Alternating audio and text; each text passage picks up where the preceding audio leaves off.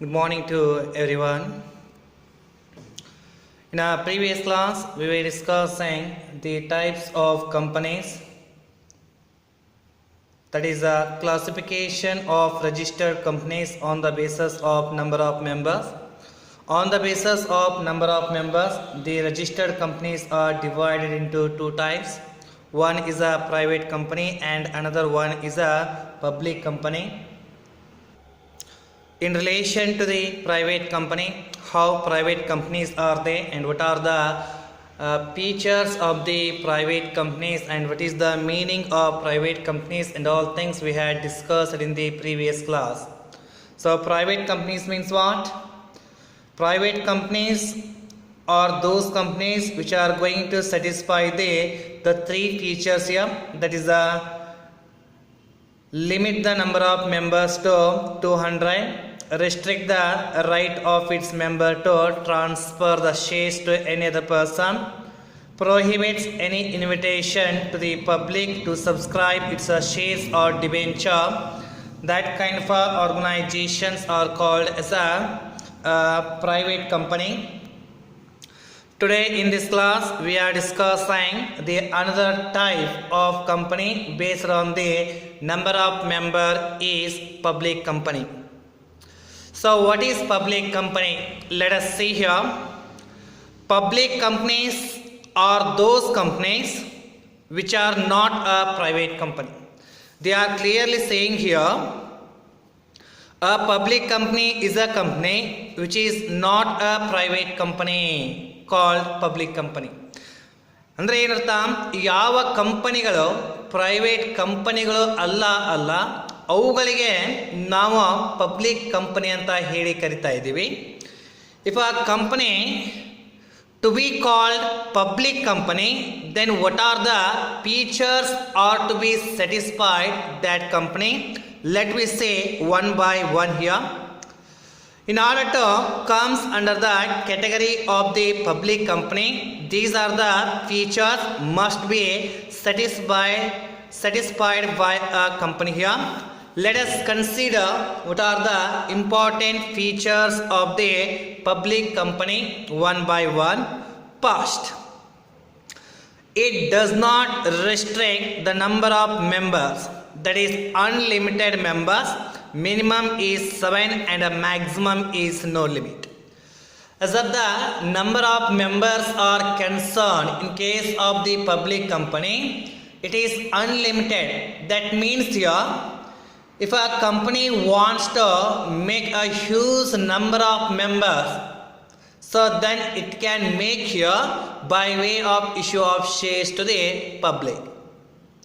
Whenever the capital requirement is arises to the companies called public company, then they are going to issue the shares to the public and they will get a capital by taking a membership in the company. That's what they are saying here. It does not have a restrict to make a members in the organization. Right? So here the maximum number of members in the public limited is unlimited and minimum number of members are required to start a public company, that is 7. Right? So minimum number of members are required here 7 and a maximum is no limit. No limit in the sense what? It is at the option of the company. Right? How much they want to make a members in the company, they can make. That's what they are saying here. ಮೊದಲನೇ feature ನಮ್ಮ public ಕಂಪನಿಗೆ ಸಂಬಂಧಪಟ್ಟ ಹಾಗೆ public ಕಂಪನಿಯಲ್ಲಿ ಮೆಂಬರ್ಗಳ ಸಂಖ್ಯೆ ಅನಿಯಮಿತವಾಗಿರುತ್ತೆ. Company ತನಗೆ ಎಷ್ಟು ಮೆಂಬರ್ಗಳು ಬೇಕು ಅಲ್ಲ ಅಷ್ಟು ಮೆಂಬರ್ಗಳನ್ನ ಕಂಪನಿ ಮಾಡುವಂತಹ ಅಧಿಕಾರವನ್ನು ಹೊಂದಿದೆ. ಸೊ ಯಾವಾಗ ಕಂಪನಿಗೆ ಇನ್ನೂ ಜಾಸ್ತಿ ಮೆಂಬರ್ಗಳು ಬೇಕು, ಅದು ಕ್ಯಾಪಿಟಲ್ ರಿಕ್ವೈರ್ಮೆಂಟ್ನ ಫುಲ್ಫಿಲ್ಮೆಂಟ್ ಮಾಡುವ ಸಲುವಾಗಿ ಆಗಿರ್ಬೋದು ಅಥವಾ ಮ್ಯಾನೇಜಿಂಗ್ ಕಂಟ್ರೋಲನ್ನು ಎಫೆಕ್ಟಿವ್ ಮಾಡುವ ಸಲುವಾಗಿ ಆಗಿರ್ಬೋದು ಅಥವಾ ಎಫಿಷಿಯನ್ಸಿಯನ್ನು ಜಾಸ್ತಿ ಮಾಡುವ ಸಲುವಾಗಿ ಆಗಿರ್ಬೋದು, ಒಂದು ವೇಳೆ ಕಂಪನಿಗೆ ಏನಾದರೂ ಜಾಸ್ತಿ ಮೆಂಬರ್ಗಳು ಬೇಕು ಅಂತ ಹೇಳಿದಾಗ ಕಂಪನಿ ಒಂದು ರೆಸಲ್ಯೂಷನನ್ನು ಪಾಸ್ ಮಾಡೋದ್ರ ಮುಖಾಂತರ ಕಂಪನಿ ತನ್ನ ಷೇರುಗಳನ್ನು ಪಬ್ಲಿಕ್ಕಿಗೆ ಮಾರಾಟ ಮಾಡಿ ತನಗೆ ಎಷ್ಟು ಮೆಂಬರ್ಗಳು ಬೇಕೋ ಅಲ್ಲ ಅಷ್ಟು ಮೆಂಬರ್ಗಳನ್ನು ಕಂಪನಿ ಇಲ್ಲಿ ಮೆಂಬರ್ಗಳನ್ನಾಗಿಸಿಕೊಳ್ಳಬಹುದು ಎನ್ನುವಂಥದ್ದು.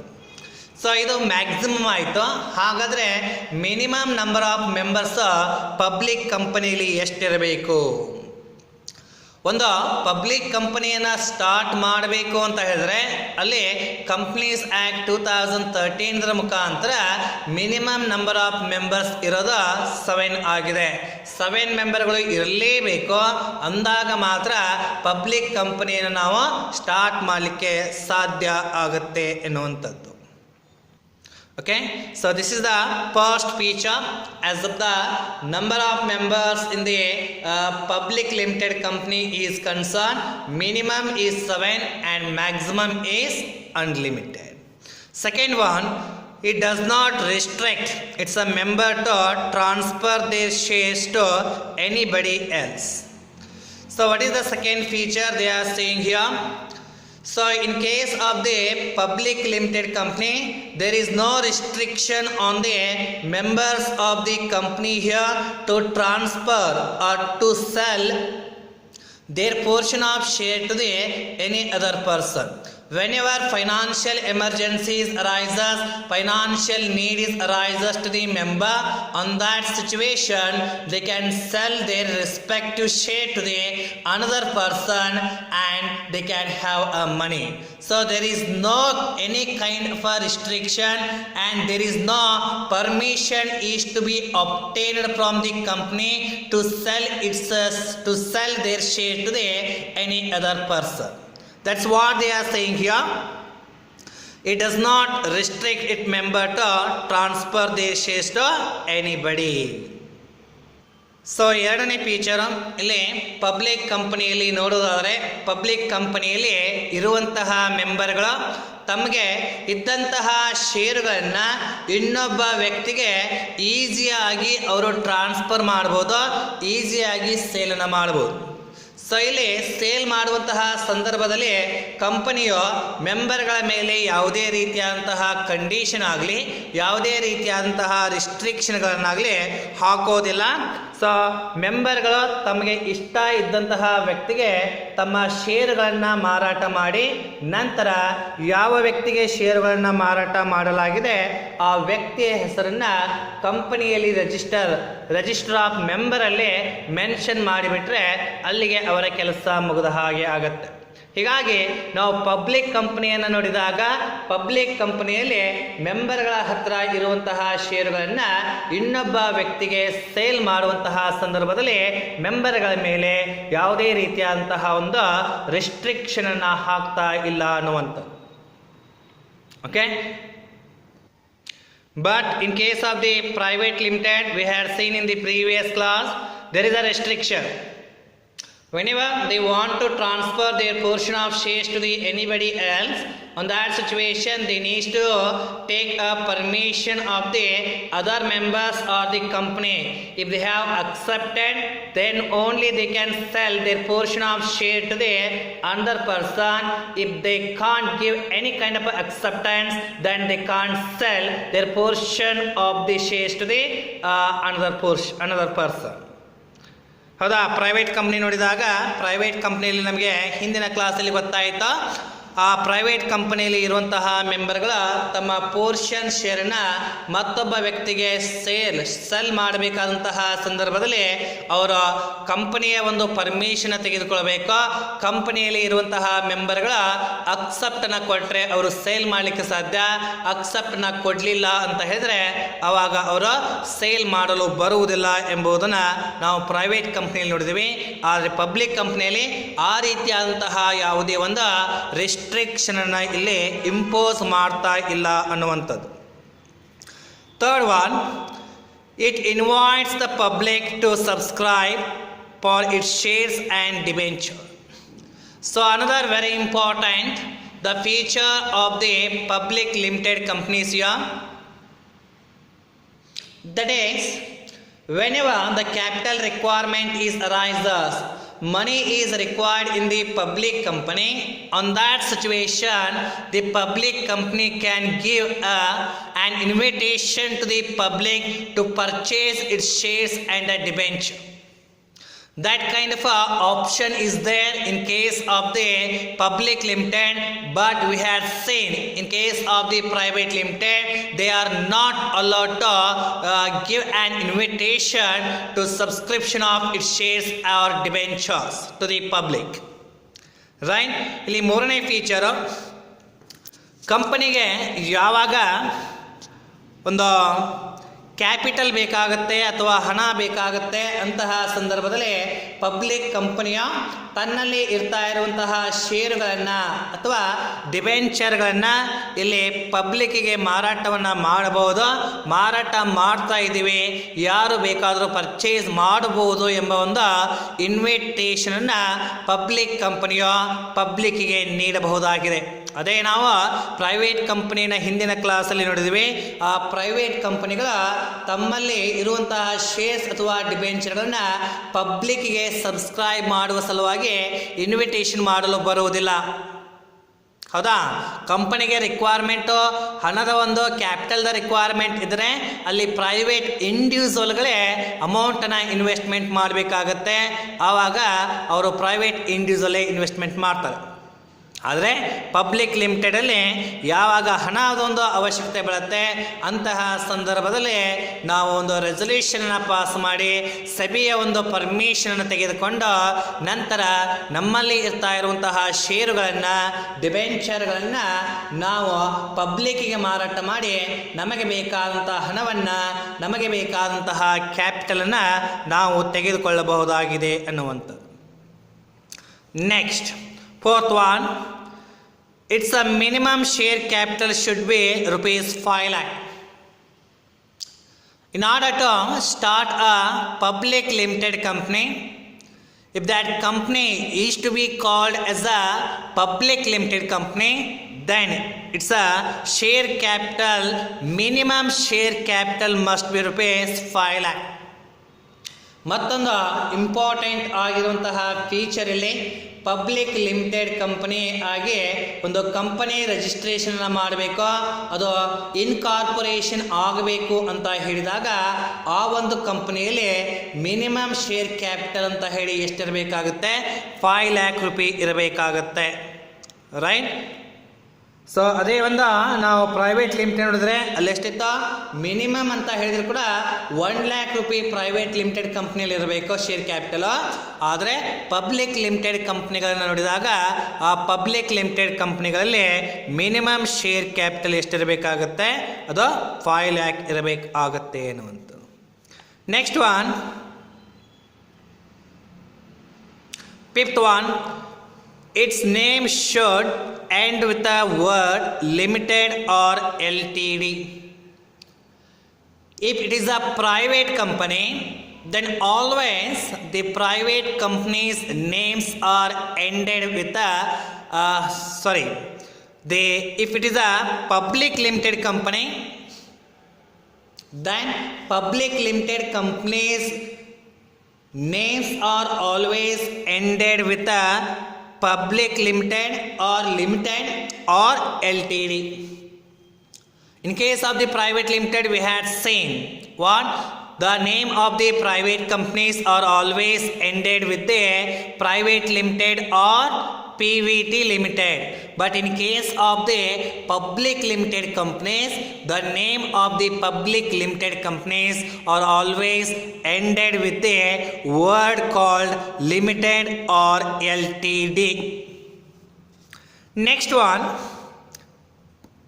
sixth one, it can start its business only after obtaining the certificate of commence. The business from the certificate of commence of business from the registrar of joint stock company. So here it's a very important, we need to understand. In case of the private limited companies, the private limited companies are going to start its business activities only after the obtaining the certificate called certificate of incorporation. It is the first certificate the companies needs to get here from the registrar of companies. Right. So private limited ನೋಡಿದಾಗ ಆ private limited ಕಂಪನಿಗಳ certificate of incorporation ಅಂತ ಹೇಳಿ ಮೊದಲ certificate ಅನ್ನು ತೆಗೆದುಕೊಳ್ತವೆ. ಆ certificate of incorporation ತೆಗೆದುಕೊಂಡ ನಂತರ ಅವರು ತಮ್ಮ ಬಿಸ್ನೆಸ್ ಅನ್ನು ಸ್ಥಾಪನೆ ಮಾಡ್ತಾರೆ. ಅದರ ಜೊತೆಗೆ ತಮ್ಮ ಬಿಸ್ನೆಸ್ ಅಥವಾ ಟ್ರೇಡಿಂಗ್ ಆಕ್ಟಿವಿಟಿಗಳನ್ನು ಕೂಡ ಸ್ಟಾರ್ಟ್ ಮಾಡ್ತಾರೆ. But in case of the public limited company, just obtaining the certificate of incorporation is not enough to start its business activity. In order to start the business or trading activity, the public limited companies needs to get one more certificate here. That certificate called certificate of commencement of business from the registrar of the company. So ಇನ್ನೊಂದು point ಇಲ್ಲಿ ನಾವು private limited ಕಂಪನಿಯನ್ನು discussion ಮಾಡುವಂತಹ ಸಂದರ್ಭದಲ್ಲಿ ನಾವು ಹೇಳಿದ್ವಿ, private limited ಕಂಪನಿಗಳು ತಮ್ಮ ಸರ್ಟಿಫಿಕೇಟ್ ಆಫ್ ಇನ್ಕಾರ್ಪೊರೇಷನ್ ಸಿಕ್ಕ ಮೇಲೆ ತಮ್ಮ ಬಿಸ್ನೆಸ್ಸನ್ನು ಸ್ಥಾಪನೆ ಮಾಡ್ತವೆ, ತಮ್ಮ ಬಿಸ್ನೆಸ್ ಆಕ್ಟಿವಿಟಿಗಳನ್ನು ಸ್ಥಾಪನೆ ಮಾಡ್ತವೆ. ಆದರೆ ಪಬ್ಲಿಕ್ ಲಿಮಿಟೆಡ್ ಕಂಪನಿಗಳನ್ನು ನೋಡಿದಾಗ ಆ ಪಬ್ಲಿಕ್ ಲಿಮಿಟೆಡ್ ಕಂಪನಿಗಳು ತಮ್ಮ ಬಿಸ್ನೆಸ್ಸನ್ನು ಯಾವಾಗ ಸ್ಟಾರ್ಟ್ ಮಾಡ್ತವೆ ಅಂದರೆ ಸರ್ಟಿಫಿಕೇಟ್ ಆಫ್ ಇನ್ಕಾರ್ಪೊರೇಷನ್ ಮತ್ತು ತಮ್ಮ ಬಿಸ್ನೆಸ್ ಆಕ್ಟಿವಿಟಿಗಳನ್ನು ಅಥವಾ ಟ್ರೇಡಿಂಗ್ ಆಕ್ಟಿವಿಟಿಗಳನ್ನು ಸ್ಟಾರ್ಟ್ ಮಾಡುವ ಸಲುವಾಗಿ ಪಬ್ಲಿಕ್ ಲಿಮಿಟೆಡ್ ಕಂಪನಿಗಳು ಮತ್ತೆ ವೇಟ್ ಮಾಡಬೇಕಾಗುತ್ತೆ. ಎಲ್ಲಿವರೆಗೂ ವೇಟನ್ನು ಮಾಡಬೇಕು ಅಂದರೆ ಇನ್ನೊಂದು ಸರ್ಟಿಫಿಕೇಟ್ ಸಿಗುವವರೆಗೂ. ಆ ಸರ್ಟಿಫಿಕೇಟ್ ಹೆಸರೇನಪ್ಪ ಅಂದರೆ certificate of commencement of business ಅಂತ ಹೇಳಿ. Okay, so these are the some features of the public limited companies. Very important concept. Normally either of these two will be asked in the examination for 5 marks. Okay, so keep in your mind.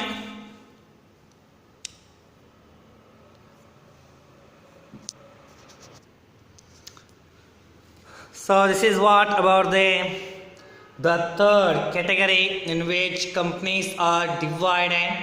The first aspect we had completed. Types or kinds of companies based on the incorporation or registration, or types of companies based on the liability of members, or over.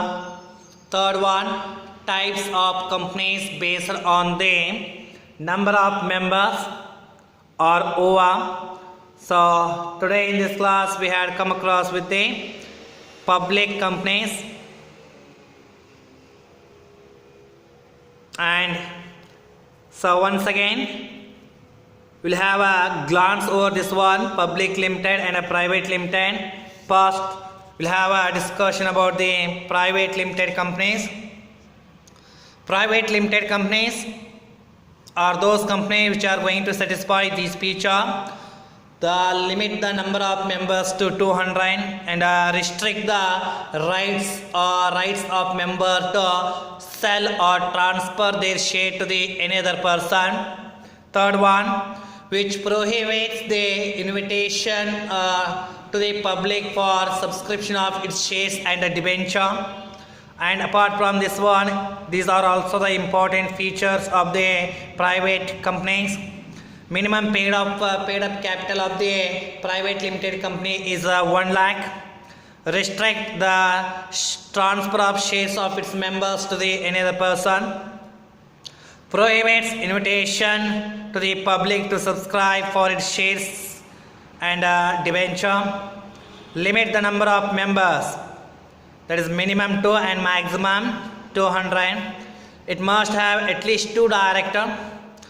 The name should be end with the word private limited or PVT limited.